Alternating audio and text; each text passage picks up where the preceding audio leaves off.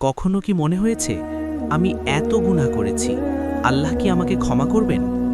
এই প্রশ্নটা হয়তো তুমি কাউকে বলো না, কিন্তু একা থাকলে রাতের নীরবতায় মনে মনে ঠিকই আসে। অনেক মানুষ আছে যারা নামাজ শুরু করতে চায়, সত্যিই চায়, কিন্তু একটা অদ্ভুত লজ্জা তাদের থামিয়ে দেয়। তারা ভাবে, আমি তো এতদিন নামাজ পড়িনি, আমি তো অনেক ভুল করেছি, আমি তো খুব খারাপ মানুষ, এখন শুরু করে লাভ কি? শয়তান ঠিক এই জায়গাটাতেই জিতে যায়। সে তোমাকে গুনাহে ফেলে খুশি হয় না, সে চায় তুমি আশা হারাও।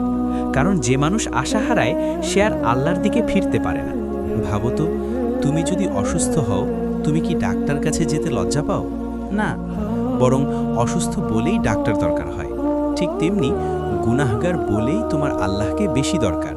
কিন্তু আমরা উল্টোটা করি, আমরা ভাবি আমি ভালো হয়ে গেলে নামাজ শুরু করব। এটা এমন যেন কেউ বলে আমি সুস্থ হয়ে গেলে ডাক্তার কাছে যাব। একটা সময় আসে যখন মানুষ নিজের ভেতরেই যুদ্ধ শুরু করে। একদিকে হৃদয় বলে নামাজ শুরু করো, ফিরে যাও, আল্লাহকে বেছে নাও। অন্যদিকে শয়তান বলে না, তুমি পারবে না, তুমি খুব খারাপ, তোমার জন্য আর ক্ষমা নেই। এভাবেই দিন যায়, মাস যায়, বছর চলে যায়, কিন্তু একটা সত্য আমরা ভুলে যাই, তুমি এখনো বেঁচে আছো মানে আল্লাহ এখনো তোমাকে সুযোগ দিচ্ছেন। তোমার হৃদয় এখনো নরম হয় মানে আল্লাহ এখনো তোমাকে ডাকছেন। তোমার ভেতরে এখনো অপরাধ বোধ আছে মানে তোমার ঈমান পুরোপুরি মরে যায়নি। জানো, সবচেয়ে ভয়ঙ্কর মানুষ সে না যে গুনাহ করে, সবচেয়ে ভয়ঙ্কর সে যে ভাবে তার আর ফিরে যাওয়ার দরকার নেই, কারণ সে দরজা বন্ধ করে দিয়েছে। কিন্তু সত্য হলো, আল্লাহর রহমতের দরজা কখনো বন্ধ হয় না।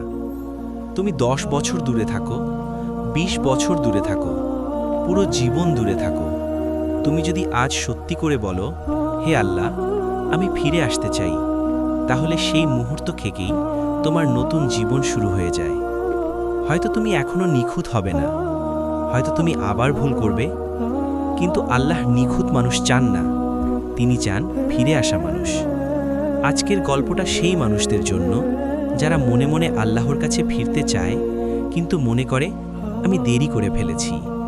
না, তুমি দেরি করনি। যতক্ষণ শ্বাস আছে ততক্ষণ তাওবার দরজা খোলা।